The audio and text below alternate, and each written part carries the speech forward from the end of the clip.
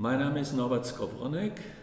Ich war von 1985 bis 2012 Direktor des Landessportbundes Berlin und auch in verschiedenen anderen Funktionen auf der Bundesebene mit der Zusammenführung des Sports in beiden Teilstaaten Deutschlands beschäftigt.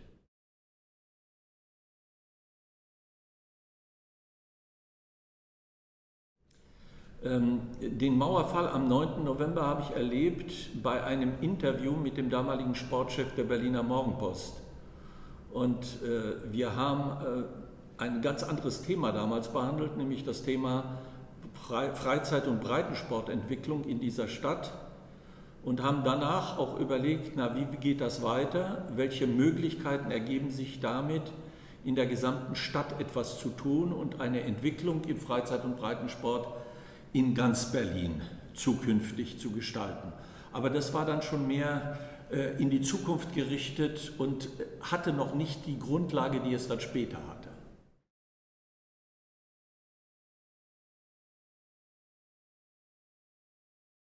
Es war am Anfang eine absolute Euphorie. Das führte dazu, dass wir relativ schnell die Situation hatten, dass zum Beispiel Leichtathleten aus dem Ostteil der Stadt hier in die benachbarte Rudolf-Habich-Halle zum Training kamen und man sich gegenseitig beschnupperte und miteinander trainierte. Dazu muss man wissen, dass gerade Leichtathleten aus der DDR im Olympiastadion zum ISTAF in den Jahren davor schon ab und zu mal eingeladen waren und auch die Genehmigung bekamen, dort zu starten. Dazu gehörte damals die 800-Meter-Läuferin Gunhild Hoffmeister, dazu gehörte Udo Bayer als Kugelstoßer und dadurch kannte man sich eigentlich, die Athleten kannten sich untereinander.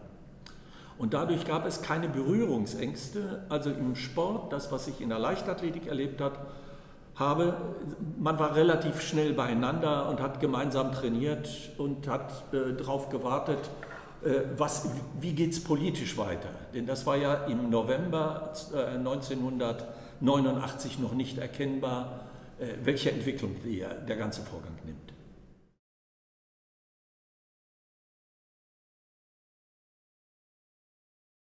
Das damalige Sportprotokoll sah vor, dass man die Sportbegegnung auf der höchsten Ebene, nämlich zwischen Deutschem Sportbund und Deutschem Turn- und Sportbund der DDR, miteinander vereinbart. Ich war im letzten Jahr 89 dann selbst Mitglied der Kommission. Dabei war nicht so gern gesehen, dass Berliner Vereine innerhalb dieser Begegnung, es waren in der Regel 80 Begegnungen pro Jahr, die vereinbart wurden, dass Berliner Vereine daran teilnahmen.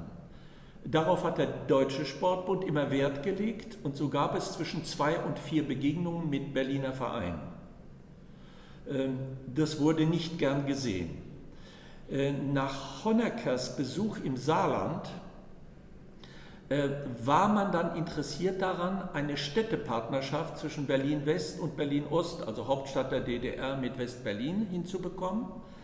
Diese Städtepartnerschaft hatte aber politisch das Ziel, Berliner Vereine aus dem deutsch-deutschen Sportkalender herauszulösen. Denn das war der DDR-Führung nie so genehm.